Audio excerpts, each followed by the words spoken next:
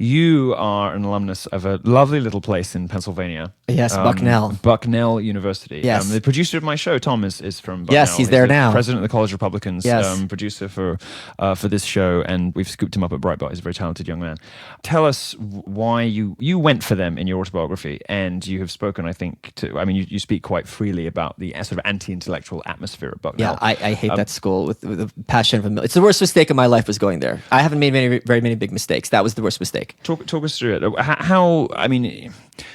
Let me ask you it like this. If you're a student, unsell it to me. If I've decided that I want to go to Bucknell because I've heard that it has a good X department and it's, my friends are going and all the rest of it, unsell Bucknell to me. Okay, when I say the following phrase, a lot of people on the right think I'm virtue signaling, and I mean it. Bucknell taught me to hate white people. Coming from Brooklyn, I'd never met WASP before. Yeah. I had never met this anti-intellectual kind of, and the way I summed it up, I was hanging out with a buddy of mine and his roommate, and I said, let's play Would You Rather. And I said, would you rather be morbidly obese for the rest of your life or in the middle of a human centipede for a month? And incidentally, I asked this of a North Korean refugee, and I had to teach her what a human centipede was. So that was a whole funny story. That sounds excellent. And he goes, neither. What kind of game is this? Give me some good choices. And it's like, it's not called Wouldn't It Be Great? It's not called The World Would Be Wonderful if only. Yes, yeah. And this is what they're all like. It's like, this is what your wife looks like. This is the job you get. This is what your house looks like. And they have no critical thought. Yeah. And these are the same people who 30 years ago would have been saying, you're eating raw fish. What is wrong with you? And now I'm a foodie. You got to go to this place. They got the freshest stuff. I see. They are basically the worst people in the world. They're basic through and through. Every girl is called Kirsten or Jennifer. They're all bleach blonde. And they all think that they're better than you, and they bring nothing to the table except some hard work and inherited wealth. And they're smart, but they're not capable of critical thought. Vermin through and through. I see. The same people who thought I was a weird freak at Bucknell now think I'm hilarious because I'm on television. I haven't changed. It's that you're getting the social cues, which is how you make your opinions. I see. So, and that is the different definition of virtue signaling. I don't know if it's virtue signaling but there's shit.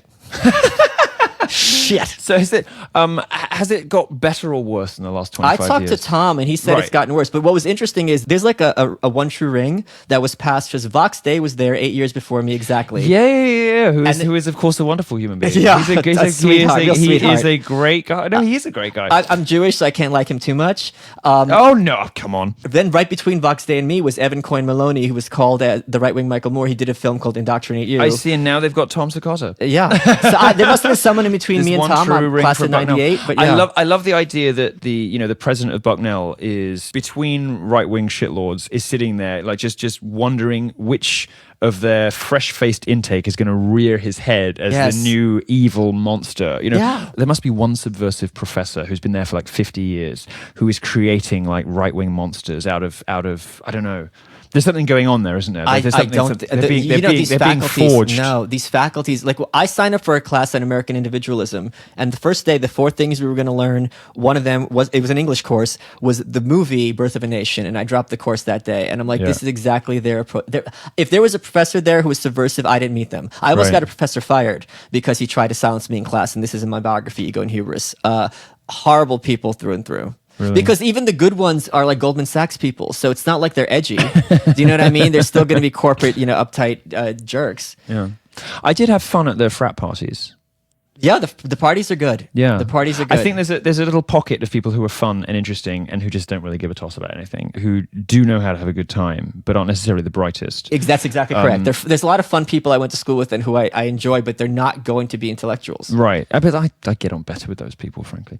To a point, but after 4 years, you're at college, you want to learn something, you want to have that intellectual combat, and it was just me acting out for 4 years. I get the impression sometimes with these small liberal arts colleges that there is, maybe the faculty is just not that smart, because I get the impression that when I'm talking on stage that I'm telling the professors things they don't know, and I'm expecting to see on their faces. If they were smart, they wouldn't be professors.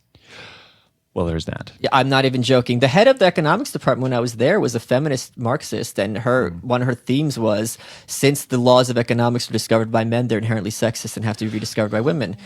Fine. She wrote the textbook. The textbook was excellent, but how do you even start talking to this person? Yeah. It's difficult, and she was like 60, difficult to know she was even how to have a conversation with them. It's like, okay.